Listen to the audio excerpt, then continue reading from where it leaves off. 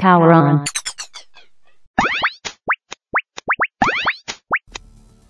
Hello and welcome to this Robo Pro Tips video. This is the second installment and we're going to cover the fusion shield, attacking the reactor, and attacking players.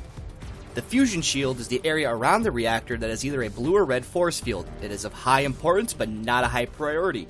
You do not need to take it down to win unless the enemies have set up a tent and fireplace and are just camping around. As I said in the last video, the enemy fusion shield will be deactivated if your team controls all 4 fusion towers. The fusion shield has 2 functions. One is that it prevents long-distance spawn killing and long-distance attacks against the reactor. The second is that it heals all friendly robots within the vicinity. Now, while it is possible to destroy the enemy reactor while the fusion shield is active, chances are you will be under fire by enemies while doing so. At that point, you will have 2 options, either keep on the reactor or kill the enemies. As they are inside of their shield, they will effectively have a pocket healer replacing all of the blocks that you were destroying. You will either need the firepower to kill them quickly, or be able to intelligently and systematically tear them apart.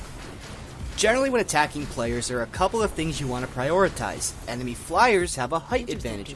They can hit you from above, but they rely heavily on hit and run tactics as well as their versatility. So you want to prioritize their mobility. If they can't fly, they can't do much and are essentially sitting ducks.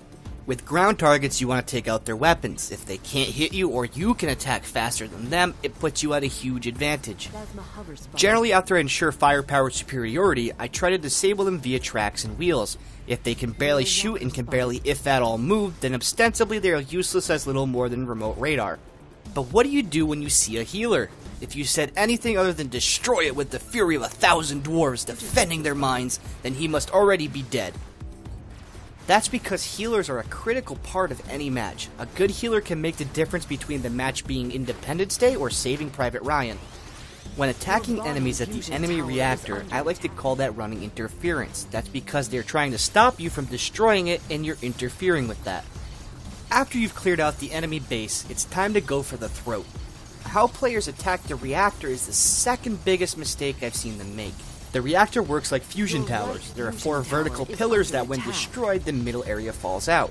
You can destroy an entire quadrant on the reactor with only 2 vertical strips destroyed.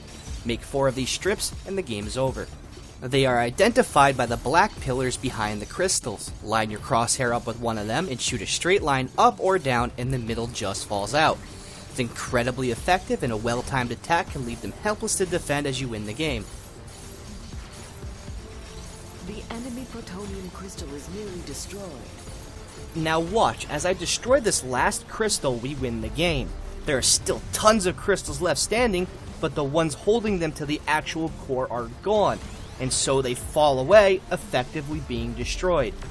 I hope you enjoyed this second installment of my Robo Pro Tips guide. I have some more tutorial videos planned as well as other random content.